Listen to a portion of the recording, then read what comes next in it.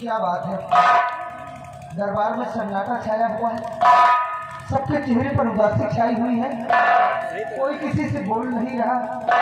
आखिर बात क्या है? बड़े भैया सामने आइए, क्या बात है, आप ही बताइए। मुझे खुद मालूम नहीं कि बात क्या है। पिताजी से मैं भी पूछता हूँ लेकिन पिताजी कुछ बता नहीं रहे हैं। आपको भी नहीं मालूम? नहीं भैया, मुझे कुछ मालूम नहीं है। पिताजी से पूछना चाहिए। क्यों नहीं? क्या बात है पिताजी? पिताजी क्या बात है? बताइए पिताजी। उदासी के कारण क्या पिताजी, हम जानना चाहते हैं। बताइए पिताजी। पिता, तुम लोग मेरी उदासी का कारण जानना चाहते हो तो मैं सब बताऊंगा। ध्यान से सुनो बेटा, आज हम और हमारे साथ में महामंत्री विक्रम सिंह और दरबार के सभी दरबारी गए थे पियावान जंगल में शिकार खेलने के लिए। और जब मैं जंगल में पहुंचा तो रास्ते में एक संत जी तपस्या कर रहे थे और जब मैं उनके सामने से गुजरा तो मेरा पैर संत जी से टकरा गया और जब मेरा पैर संत जी से टकराया तो उन्होंने क्रोध में आकर मुझे श्राप दे दिया।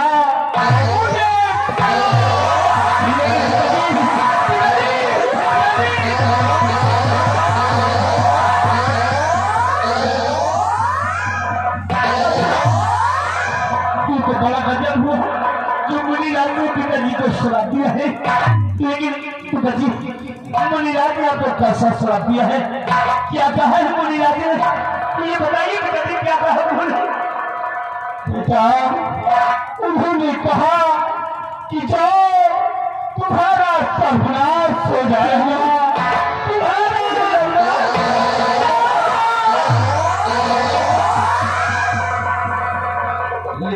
बड़े भैया, हाँ भैया, महात्मा जी ने पिताजी को जंगल में शराब दे दिया, सर्वनाश हो जाएगा, राजपाल सब कुछ तहस नहस हो जाएगा।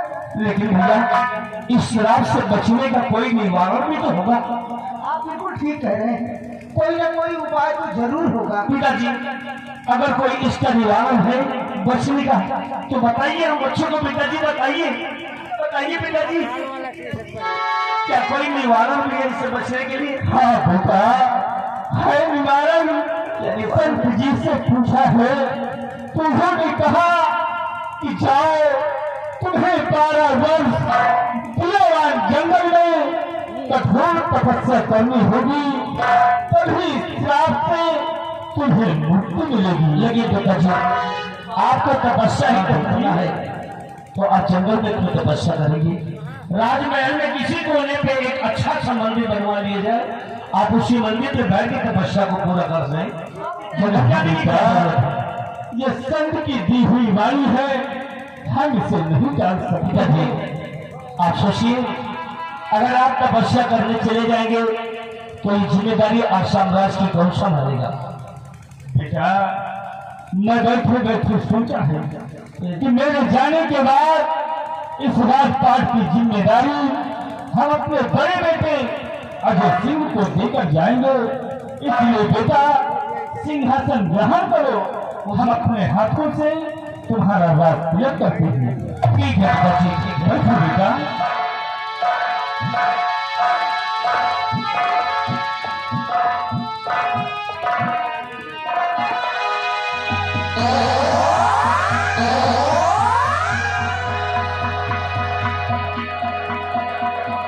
महाराज अजय सिंह जी, महाराज अजय सिंह जी, अजय सिंह जी, जय हो।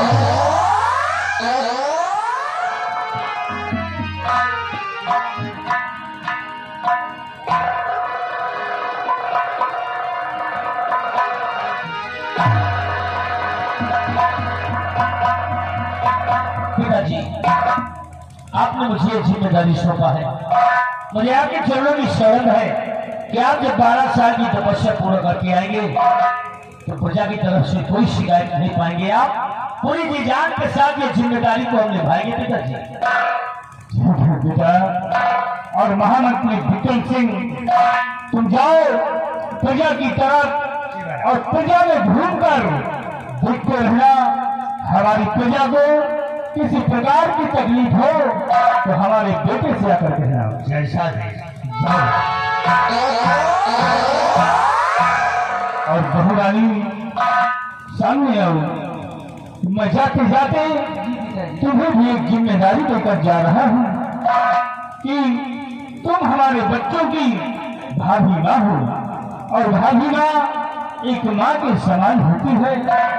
इसलिए मेरे जाने के बाद हमारे बच्चों को किसी प्रकार की कमी नहीं होनी चाहिए। पिताजी आप इसकी चिंता बिल्कुल न करें। और बहू रानी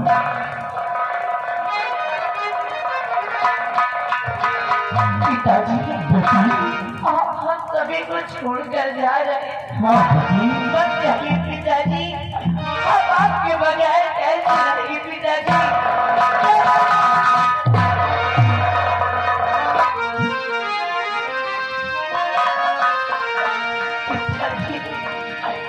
छोड़ मुझको पिताजी, कहाँ चल दिए हो।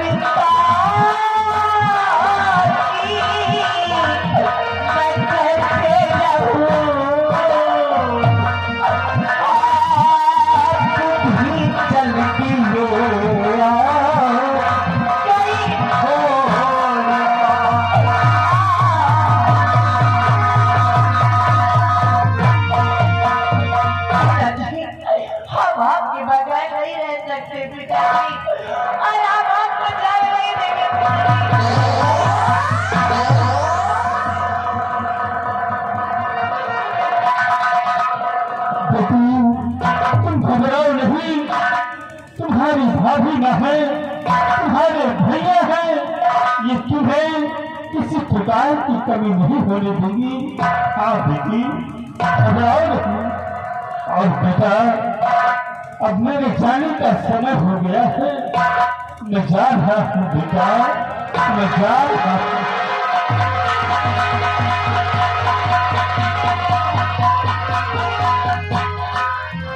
आसाम राज्य की राजधानी मैं जाते जाते आखिरी प्रणाम कर रहा हूँ। और हे आसाम राज्य की प्रजा, हमारे बच्चों से किसी प्रकार की कमी हो जाए तो उसे अपना बेटा समझकर माफ कर देना।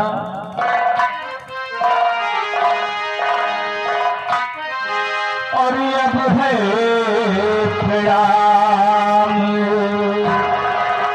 और ये अब है प्रणाम, तू मेरा राजधानी अब है प्रणाम।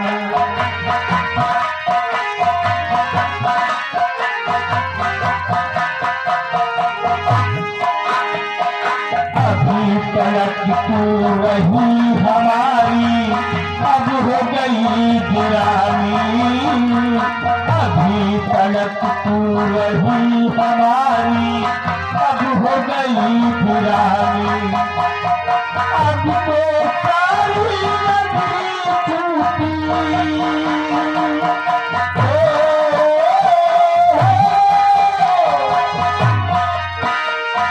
अब तो सारी नगरी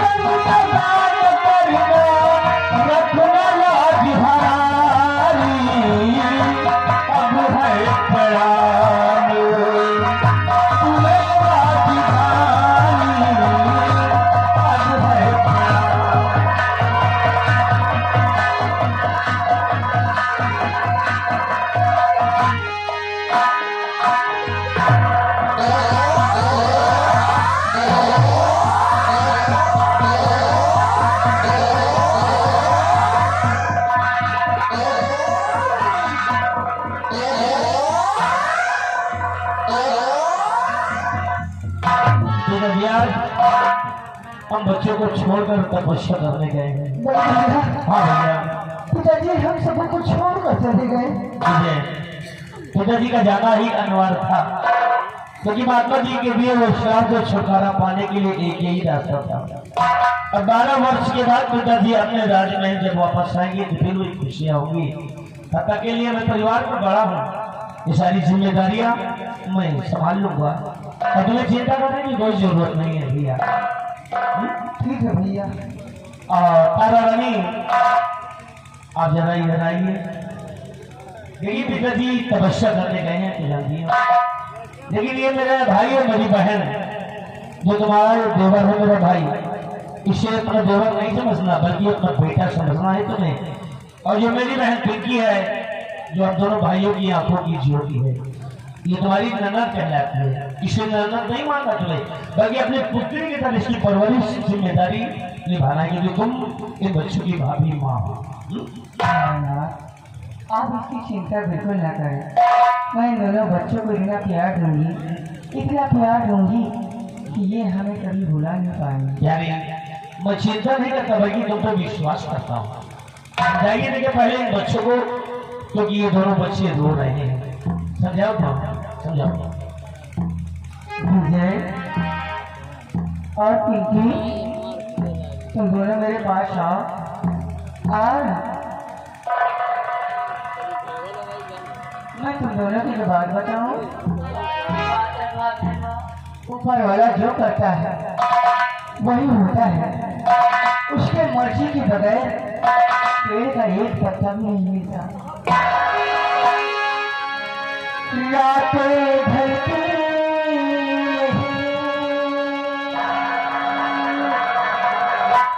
दिल भी निकलता